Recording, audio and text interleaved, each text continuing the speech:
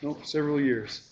So here's what we're going to do. Let's just review really quickly. I'd like to get done with this today. We'll correct 8.2 toward the end. If we have time, maybe we'll look at some of those that you thought were more difficult. We may have a quiz on 8.2 again tomorrow just to kind of see if you've got that figured out. Um, there were a few fractions on that quiz that you took yesterday. There was one person that figured out how to do it without using fractions, okay, which was kind of interesting. Can we learn that way? I'll show you. No, it's pretty tough to do most of the time. Okay, so yesterday we talked about what a determinant is. We said it's a unique number associated with every square matrix. It's got to be a square matrix. We showed it's pretty easy to find the determinant of a 2 by 2, and then we were showing how to find the determinant of a 3 by 3. Now, some of this, again, this is from a branch of math called linear algebra. We talked about this idea that every position has a sign associated with it, and it doesn't have anything to do with the number that's sitting in that place. It just has to do with the position. Okay, and that little checkerboard of pluses and minuses is important. We're going to use these types of things again in the next section when we start finding, they're called inverses of matrices and stuff like that. So we introduced the idea of a minor and a cofactor. So a minor is what you get when you cross out the row and column for any particular entry. So there are 9 entries here, so there are going to be 9 minors. And I just pointed out how we could find the minor for 1. Cross out that row and that column. There's the minor that's left. Okay, and the minor for 2. Cross out that row and that column, and so forth. So we went through and we found the minors, and then we found the cofactors. The cofactors are the minors with the right sign in front of it. Okay. Now, we're actually going to use those again, but let me show you again, just to review, how we find the determinant of a 3 by 3. We do what's called expansion by minors or cofactor expansion. Yes? What are we ever going to use this for? I mean, who made this up? It doesn't make sense. We could study linear algebra in college to find out all the answers to those things. For right now, it's in this course. It's an introduction to stuff that you'd use later on. And you would have a really difficult time getting through calculus, differential equations, all sorts of stuff. People wouldn't be engineers if they didn't know how to do this. Okay? When are you going to use it? When are most people in here going to use it? Probably not.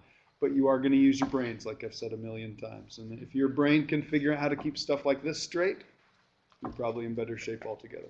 Okay? All right. So here's how we expand. You can expand along any row or column. Usually it's best to pick the easiest row or column. So if I look at this matrix right here, I think the easiest row is the first one. They're fairly small numbers. So here's what I'm going to do. I'm going to look at this one right here. Okay, what's the sign associated with that position?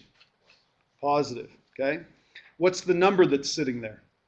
A 1. So I'm going to put a plus and a 1. And then I'm going to write down what its minor is. Its minor is 3, -1, 5, 6. Okay? Then I'm going to move along that row. What's the sign associated with this position? Negative. What's the number that's there? A 2. And what's its minor? Cross out the row and column. -2, -1, 4, and 6. And the last one right here, what's the sign associated with this position? Positive. What's the number that's sitting there? -3, and then we write down its minor. Its minor is -2, 3, 4, and 5. Okay? So if I do the arithmetic here, that was 18 minus a -5, so that's 1 times 23. This one's going to be, I'll write it over here. Okay? So that's going to be a 1 times 23. This is going to be a -2 times, let's figure out what this minor is. What was that again? That's going to be a -12 minus. 8. It ends up being a -8. Okay, so we get a -8. And then this is a -3, and what was its minor? -22. -22, so let's put all those together. So that's going to be 23 plus 16, and this is going to be that's going to be a plus 66, is that right? And what do we end up with? 105. Okay, so that's called expansion by minors or cofactor expansion. You pick any row or column to expand on and work it through that way. Okay, any questions? A little weird, but it's not that hard. Yeah. Where did we get the -8? Because I know you have to cross multiply them, so I see the -12, but wouldn't that be Okay, okay, this is negative 10, and then we would, whoops, wrong one, this one here. So that's negative 12, and then we subtract the upward diagonal, so this is going to be a minus 4, so that's going to be plus 4. Good there? Yeah. Okay. All right, so let's do this one. You can pick any row or column to expand on, so which row or column do you think would be the easiest? 1. Row 1 or column 1? Row 1. Yeah. Okay, row 1 isn't too bad, but look at column 1. In column 1, one of them is a 0. So if either this number, or this number is a 0, you don't even have to compute that little 2 by 2 determinant. The cool part is it doesn't matter which row or column, as long as you do it correctly, you're going to get the same answer every single time. So let's expand on the first column. So again, we start right here. What's the sign associated with this position? Positive. What's the number? A 1. And what's its minor? 0. No. Cross out the row and column. So it's going to be a 1, a negative 5, and a negative 2, and a 3. Okay, I am going to write this just for the heck of it. Okay, what's the sign associated with this position? Negative. Negative. What's the number that's sitting there? 0. 0, and it's minor. 1, 1. Good. What's the sign associated with this position? 1. Positive, and the number sitting there is a 1, and its minor is 1, 1, 1, negative 5. So this is going to be, I like writing it like this. Everybody watch, please. Okay, I think people tend to avoid making mistakes if they do this. I'm going to write 3 minus, that's going to be a 10, minus 0 times, doesn't really matter what that is. And then this one's going to be 1, and that's a negative 5. Write the minus, and then the 1. So we end up with, well, this is pretty easy. That's a negative 7 times 1, so negative 7.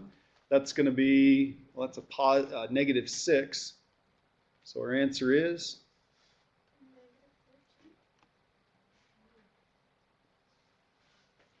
any questions? You sure? This one here or that one? Both of them? Because remember, when you go down, you multiply and that's positive. Whenever you subtract the upward diagonal, it's this idea up here.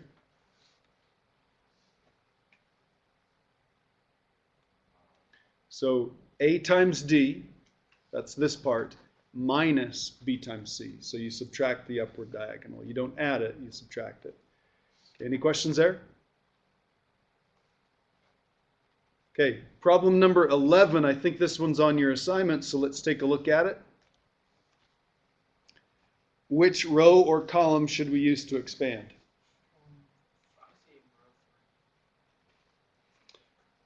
Row 3 isn't too bad. Column 1? I'd say column 1 or row 3. Doesn't make any difference. What do you guys want to do over here? Column 1 over here, you guys do row 3. Okay? These guys are going to do column 1, you guys do row 3.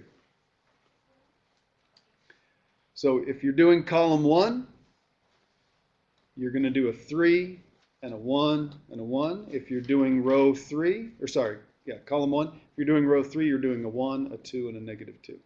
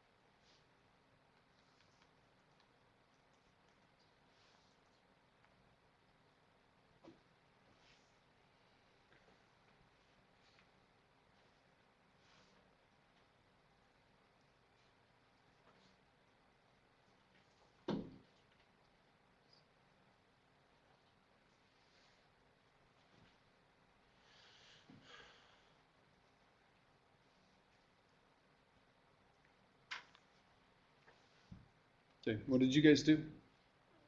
Column. You guys did column 1? Yeah. You guys did row 3? Okay, what'd you get on column 1? 10? -58. Ouch. Right? Good try. What did you guys get when you did row 3? 10. Oh, that's supposed to be positive. Okay. Okay, any questions there? If you made a mistake, this is how you set it up. And then each one of these is just a 2 by 2 determinant. So on this one we'd have 3, and then I'd have a 2 minus 10. On this one I'd have minus 1, and I'd have a -8 minus 4. And I'd have a 1 and a 20 plus a 2. Go through, do the multiplication, add them all up. You should get a 10. On this one here, you'd have a 1 and a 20 minus a minus 2, so that's going to be plus 2. You'd have a minus 2 and a 15 minus a 2. And then you'd have a minus 2 and a -3 minus a 4. Again, do the multiplication, add them all up. You should get 10 in either case. It doesn't matter which row or which column you use. As long as you do the arithmetic correctly, you're going to get it right. Okay, any questions? Okay. All right. You're not going to be able to get through this course without knowing about minors and cofactors and stuff like that, but it turns out there's an easier way to find determinants of 2 by 2s and 3 by 3s. Now, this method only works on 2 by 2s and 3 by 3s. It's the diagonal method, okay? We already showed you that when we're finding, all the 2 by 2s we found using the diagonal method, okay? So using diagonals on 2 by 2s and 3 by 3s works.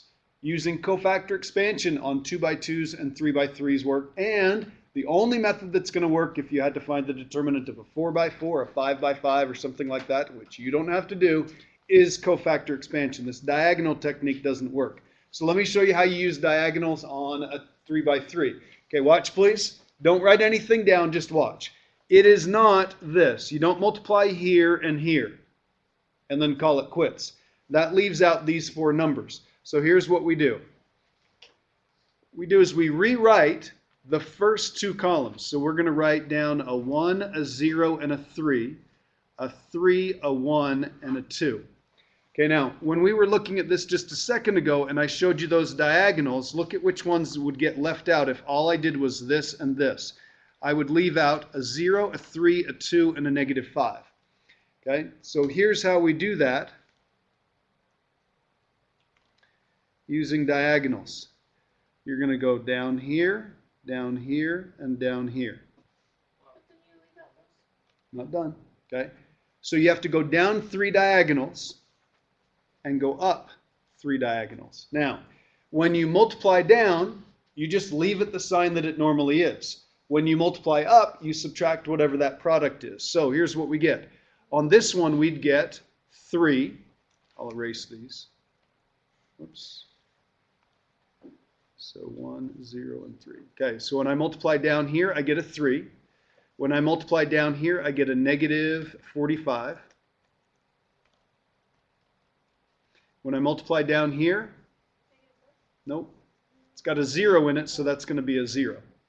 Okay, then I'd write a minus, and then I'd start a set of parentheses. Now we're going to multiply up all 3 of these diagonals. So this is going to be -6.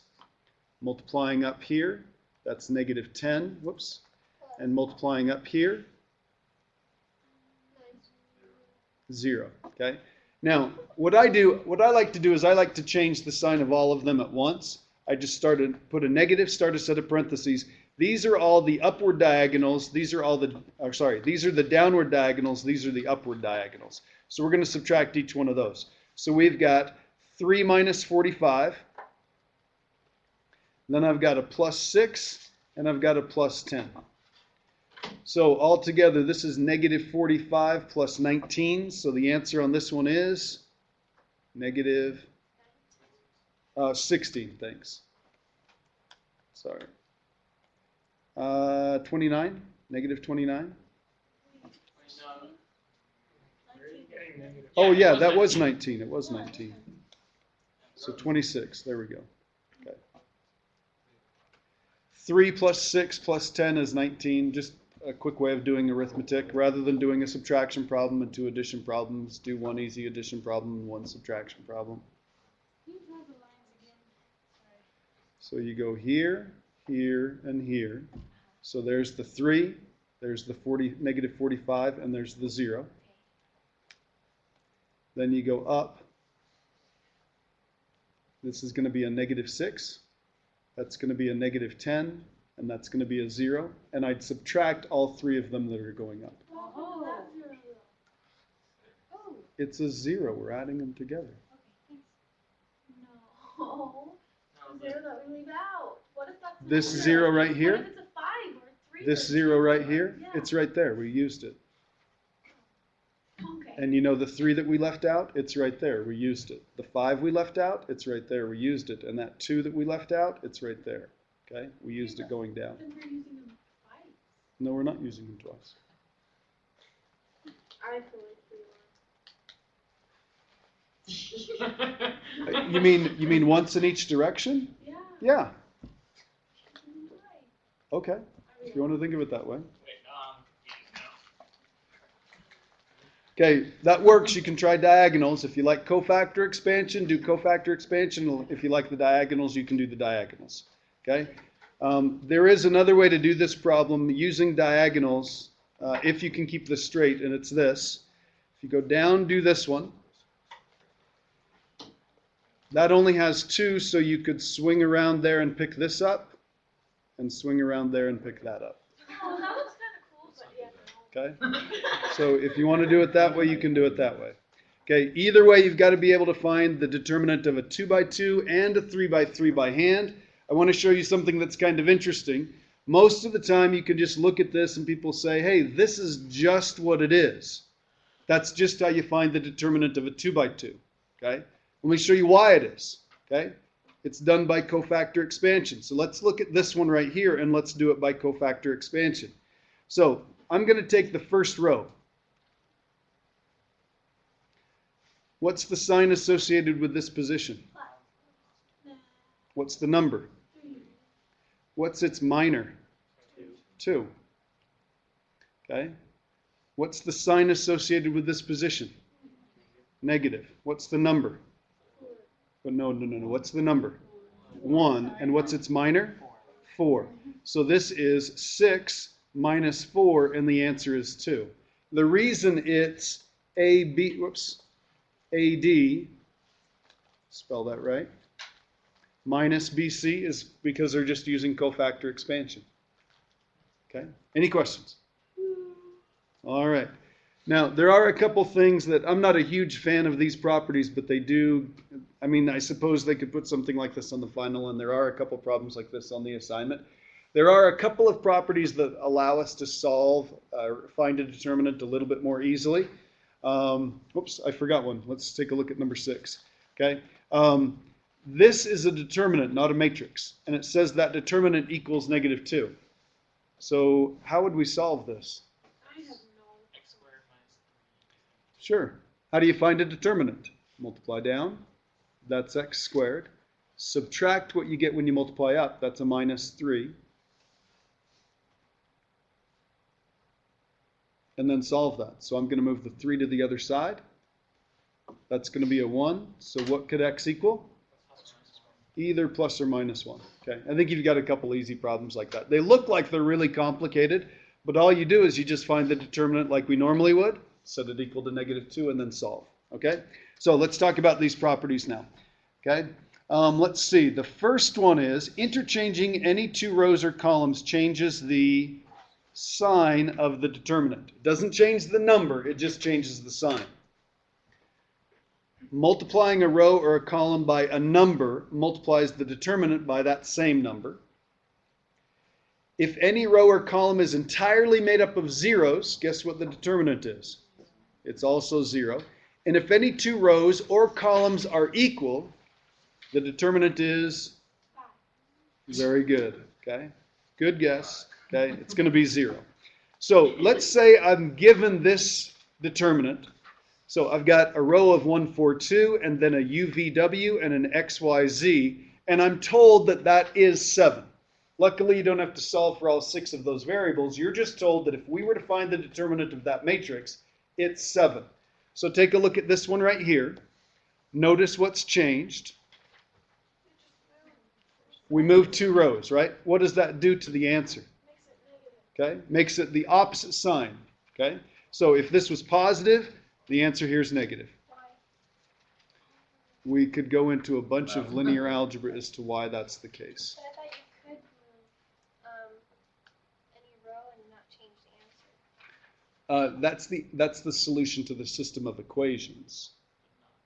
That's the last section we did. That's 8.2. Okay.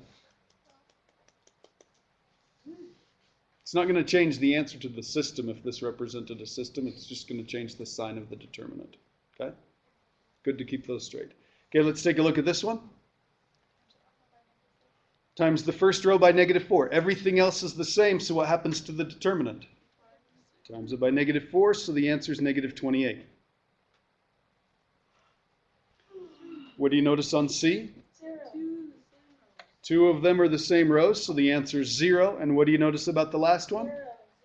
It has one column that's all made out of zeros, so the answer is going to be 0. Okay? Now, on this one, let's think about this for just a second. We could actually reason our way to why this would be true. Either by cofactor expansion, what if we expanded along the last column, along the third column? Every number that we'd multiply its minor by would be 0, right? So that's going to be all zeros. Or if we repeated the first 2 rows and we did diagonals, every single one of the diagonals, they'd all have a 0 in it, so every one of those would be a 0. Okay? Any questions there? Okay.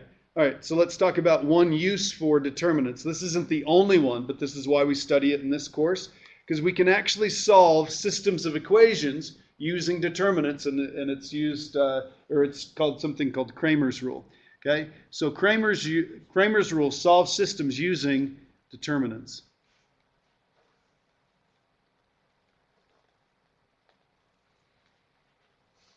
So if we want to solve a 2x2 system, we have to compute 3 different little determinants. Okay, now luckily they're just 2x2 determinants. So if I say D stands for determinant. Okay, it's the determinant of the matrix of coefficients. We already talked about what the matrix of coefficients was. Okay, if I say D sub x, so if I put a little subscript there with an x there, it says that's the determinant of the X matrix. So the X matrix is the X column that got replaced by the answer column. So instead of having the coefficient matrix, I'm going to take what was the X column and I'm going to replace it with the answer column. And what do you think D sub Y is? Replace the Y column with the answer column. Okay? And if you find those 3 determinants, then the answer, x, is d sub x divided by d, and the answer for y is d sub y divided by d. Wait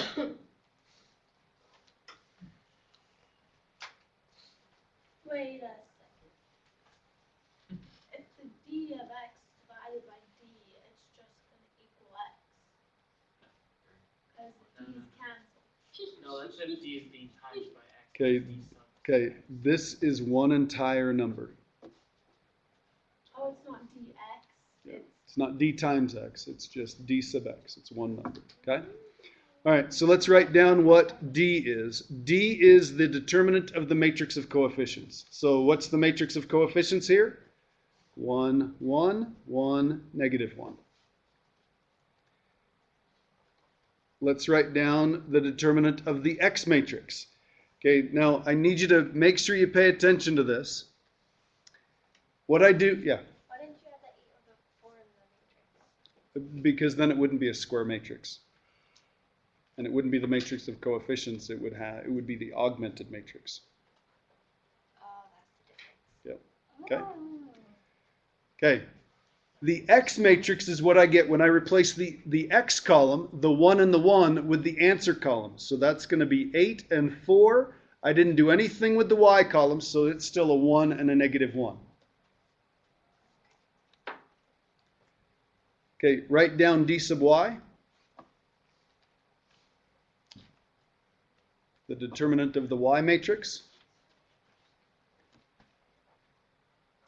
Okay, now, one common mistake, and if you made this mistake, we're not going to embarrass you or anything, but one common mistake is putting 8,4 here and 8,4 there.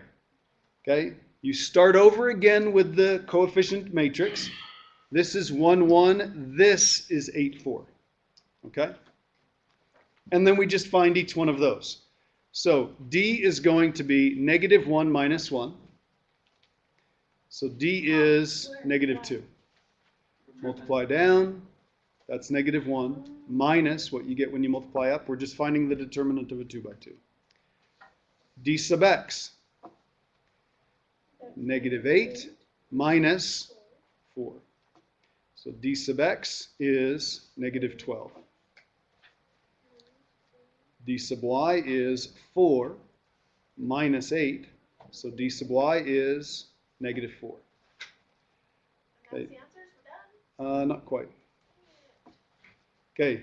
X is D sub x, which is negative 12 over D. Y is D sub y over D. So what's x? And what's y? 2. So our answer to this one is 6, 2. That right there is the answer. Okay. Any questions?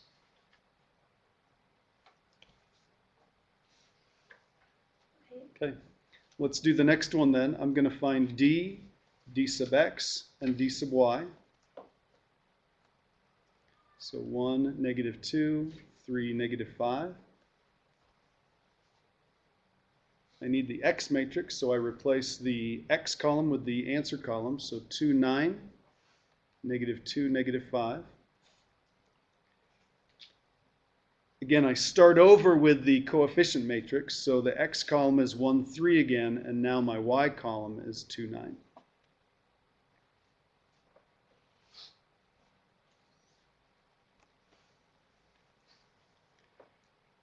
Negative 5 minus a minus 6.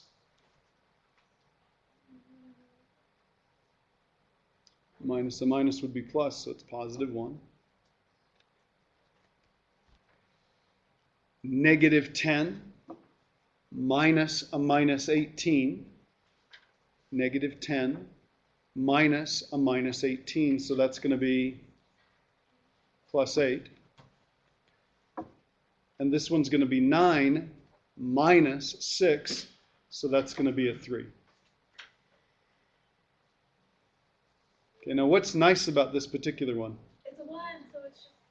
So it's going to be 8 over 1. Y is going to be 3 over 1, so the answer is 8, 3. And I believe this is one we've solved before, and we got the same answer. I think we solved it in 8.2. Okay, any questions?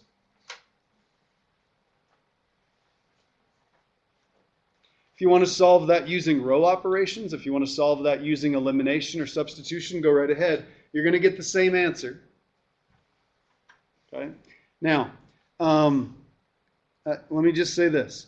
I am not a fan of the fact that they got rid of graphing calculators in 1050. I think this is one place where this is a really cool method, and you can solve things using row operations, using Cramer's rule, and Monday we're going to learn another technique.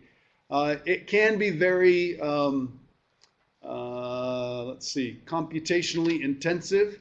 There are lots of little computations, a lot of arithmetic that you have to do in order to get these right. Okay? If you have a calculator to alleviate some of that, the methods are actually pretty darn cool. Okay? Yeah. Why did they take away the calculators when in real life we can't use calculators? I don't know. Well, no, I do know, because students and teachers are dishonest. What does that mean? That means there are teachers that teach kids just how to punch buttons, and so they just magically can come up with an answer on their calculator, and they have no idea how to do it. Very good. And there are students who that's all they want to learn. They don't want to learn how or why something works. They just want to be able to do it. Okay? All right. So we can actually use Cramer's rule on any size system. So we could have a 4x4, an 8x8, whatever it happens to be. If you have a 3x3, which are the type that you're going to have to solve, guess what x is? d sub x divided by d. Guess what y is? D sub y over d. And guess what z is? D over D. D sub z over d. So how many little determinants are we going to have to find? Hold on. Four. We got a d sub x, a d sub y, and a d sub z. So we're going to have to find 4 instead of 3. And each one of them is a 3 by 3. Yeah.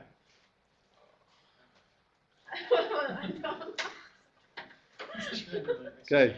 So let's find the determinant of the coefficient matrix. 1, negative 1, negative 1. 4, negative 3, 2. And 2, negative 2, negative 3.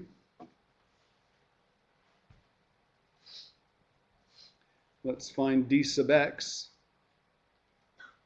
Negative 4, 4, negative 11.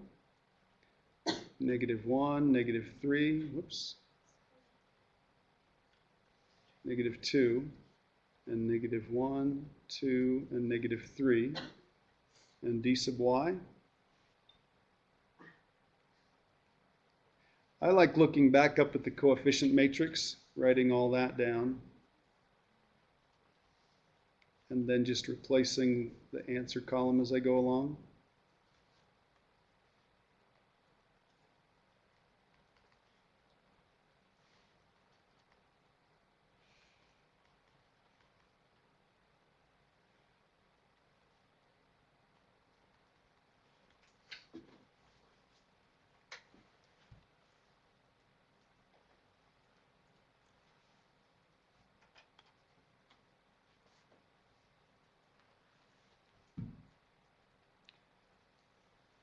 Cofactor expansion, diagonals, whichever method you want to do, you want to figure out what each one of them is, okay? Do you want me to show you how to do the diagonal method so you don't have to rewrite the two columns? Okay. Let's multiply down. Let me change colors here. Let's multiply down here. That would be a positive 9, right? Okay, watch. Okay. You have to have 3. It's a 3 by 3. So in every product, in every diagonal, you've got to have 3 of them. So if I do 2 of them here, how do I swing around and pick up another one? I go over here. So this is going to be negative 1 times 2 times 2. So that's going to be negative 4. With me there? See how all of those are pointed downward? Okay. Now I've got these two. Swing around and pick that one up. So that's going to be positive 8. Okay, let me erase those. You did this one with those two. Okay. Okay, and then I really encourage you to do this. Write 1 minus, start a set of parentheses, and then go up. So, whoops. So I'm going to go up here. Then you don't have to worry about getting 3 signs right. You put the minus, and then you just do normal multiplication. So that's going to be a 6. If I do these two, I've got to swing around there and pick that one up. So that's going to be a minus 4. You with me? And if I do these two, I'm going to swing over here and pick that one up. So that's going to be a positive 12. Okay, now, all this does is save some writing. You should practice the expansion by minors and that sort of stuff. All this does is save a little bit of writing. If it's confusing for you to keep straight where the diagonals are and what goes with what, make sure you get it right. I don't care how you do it on the test, but you better make sure you get it right. Okay, any questions there? Okay, so this is 9 minus 4 plus 8. So this is going to be 17 minus 3 or minus 4. So that's going to be 13. This is going to be minus. That's an 18 minus 4. So that's a 14. So minus 14. Look at this. Negative 1, right? Okay, why is that going to be a good thing? That's what we're going to divide by. Okay? So let's figure out these other guys here. I'm going to put a dotted line around that. Okay, now, let's do this. Would a couple of you over here find d sub x? Some people in the middle, would you find d sub y? And a couple of you over here. You need to have more than one person do it though, okay? A couple of you over here, like 5 of you over there do d sub z. So the people in the middle find d sub y and you guys find d sub x.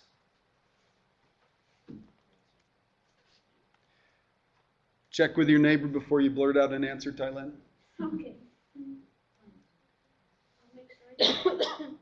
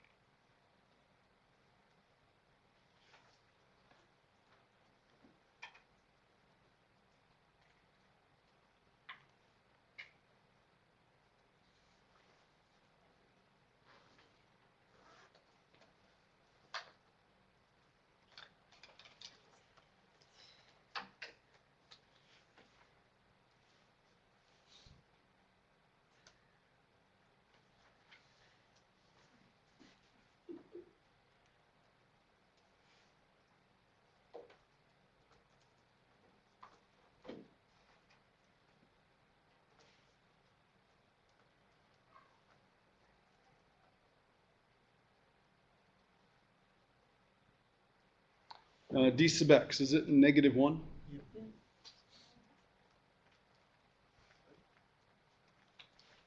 D sub y. What's d sub y? A got whole it bunch right. of people in here were I supposed to. did, but I don't think I got it right. Like a -106. I'm guessing that's not right. That's what I'm getting to. Who did Z? What'd you get? 5. 5? So, holy cow, good grief. I think we're trying to do like the diagonal thing that's not By the working. way, I got it correct, so I could have shouted it out and it would have been right. Very nice.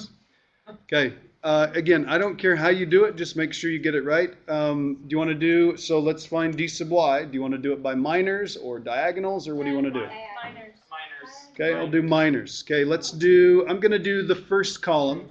So this is going to be a 1, and its minor is 4, 2, negative 11, and 3.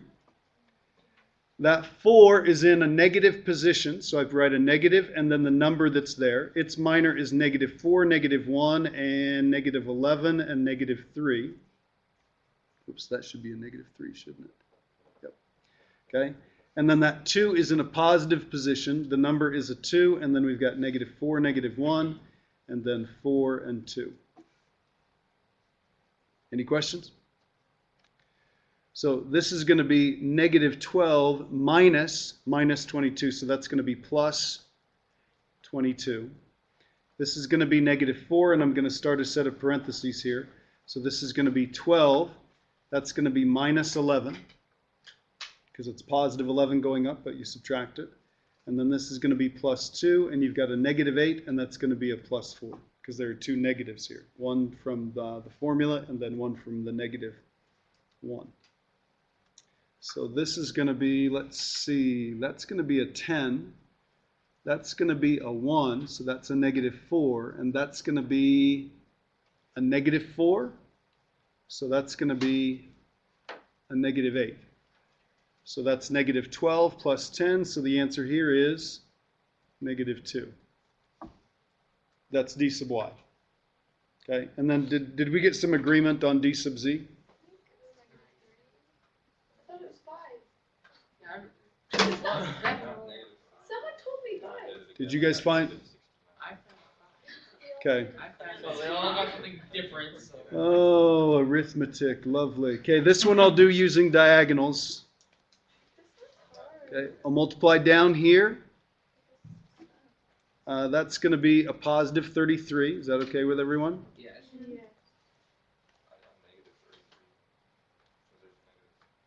There are two negatives. Mistake number one. Okay. I'm going to multiply the negative 1 and the 4 and swing around here and get that. That's going to be a negative 8. I'm going to do the 4 and the negative 2, swing around here and get the negative 4. So that's going to be two negatives. That's going to make a positive 32. Then I'm going to write a minus and start a set of parentheses. So going upward, I multiply those together and I get a 24. Going upward, I've got the negative 2 and the 4, swing around here, that's a 1, so this is going to be a negative 8. And then I've got this 4 and the negative 1, swing around here and get the 11. There are two negatives there, so that's going to make it positive, and that's going to make it positive 44. Okay? Let's start putting some numbers together here and think about this. Let's see. What have we got here? That's going to be 33 minus 8 plus 32 minus 24 plus 8 and then minus 44. So I can cross out that 8 and that 8, right? These two make a positive 8. So if I added 8 to this, that would be 41. So I'd have 41 minus 44. So the answer here is negative 3. I think somebody had it right. Okay? So that means x is negative 1 divided by negative 1, so that's 1. That means y is negative 2 divided by negative 1, so that's 2. And that means z is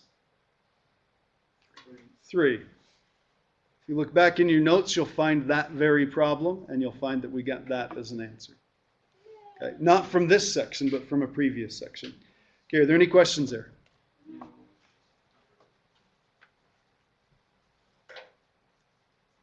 I don't think you have a ton of them where you have to do all of them. And usually on a final exam, they would tell you, they'd say something like, use Cramer's rule. And they'd say, find x. They'd say, find one of them. They want to check and make sure that you actually know the method. So x is going to be d sub x over d. So that means you'd need to find 6, negative 5, 14, 1, negative 2, 3, and negative 1, 1, negative 2. And the denominator would be the determinant of the matrix of coefficients. So that's going to be a 1, 3, and a 1, 1, negative 2, and a 3, negative 1, 1, and a negative 2. Okay? Find those two determinants, and then you'd have that. Okay? All right. Any questions there?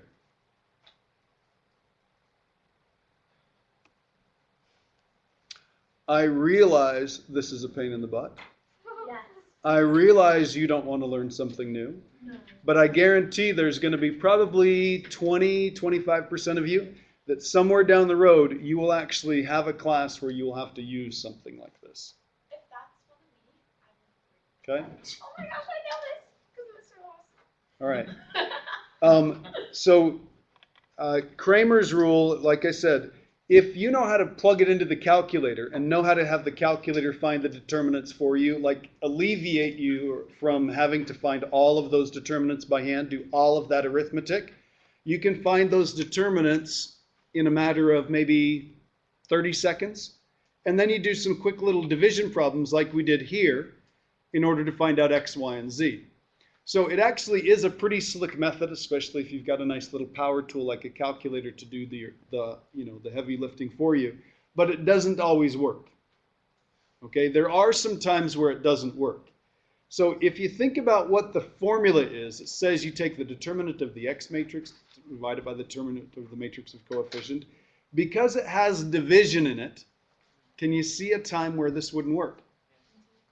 When d equals 0. If the determinant of the matrix of coefficients equals 0, a lot of the shortcuts that we have, or a lot of the more powerful techniques that a calculator could use in order to solve them, it won't solve them. Okay? And until recently, until they came up with computer algebra systems, really advanced computer algebra systems, okay, you'd be stuck solving it by hand. Okay? Now, if we take a look at this last one right here, okay, so again, just to write that down, it won't work if the determinant of the matrix of coefficients is equal to 0, because you'd have to divide by 0. So if we look at this guy right here, will Cramer's rule work on that problem? And if so, why? And if not, why not? So take a good look at it. First thing we'd want to do is we'd want to find the determinant of the matrix of coefficients. And let's look at what it is. 1, negative 1, negative 1. 4, 1, 2. 2, negative 2, negative 2. Anybody notice anything about that? Yeah. You divide the third row by 2, you get the same one. If you divide the third row by 2, you get the same thing as the first row. Or if you take the first row and multiply it by 2, you end up with the third row. They are multiples of each other. Okay? And remember those properties at the bottom of the first page? If 2 rows or 2 columns are constant multiples of each other, then it equals 0. Okay? And so we'd say no, because the determinant equals 0. Okay? Doesn't happen very often, but you'd want to be aware of that. Okay? Then you'd be stuck doing row operations.